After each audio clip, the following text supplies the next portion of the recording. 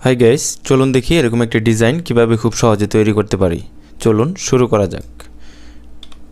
প্রথমে আমরা নিয়ে নিব একটি রেক্টেঙ্গেল টুল, ক্লিক করে ড্র্যাগ করব, ছেড়ে দিব।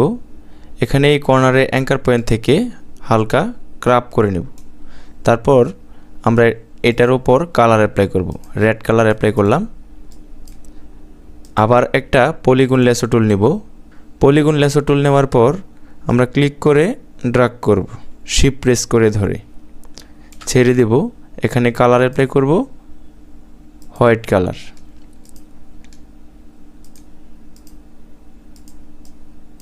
এখানে কালার অ্যাপ্লাই করার জন্য আমরা হোয়াইট কালার সিলেক্ট করব। এখান থেকে এটাকে আমরা এটার মাঝখানে নিয়ে আসব, শিফট প্রেস করে ধরে ছোট করে নেব। তারপর রোটেট করে নেব। এখন অল সিলেক্ট করে আমরা অ্যালাইন করে নেব। অ্যালাইন হয়ে গেছে। এখন এটার উপরে আরেকটা রেক্টেঙ্গেল নেব। এরকম একটি রেক্টেঙ্গেল নিলাম। নেওয়ার পর এটাকে আমরা একটু ক্রাপ করে দিব, একটু ছোট করে দিব।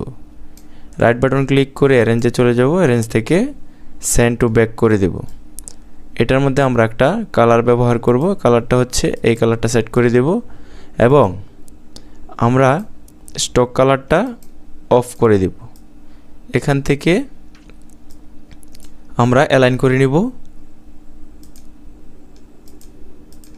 তারপর রাইট বাটন ক্লিক করে গ্রুপ করব। গ্রুপ করে আমরা চলে যাব ইফেক্টে। ইফেক্ট থেকে আমরা স্টাইলাইজ সিলেক্ট করব। সিলেক্ট করে আউটার গ্লোতে ক্লিক করব। ক্লিক করে এখানে মাল্টিপল রেখে দিবেন, অপাসিটি 100%, ব্লার করে দিবেন 15%, ওকে করে দিবেন।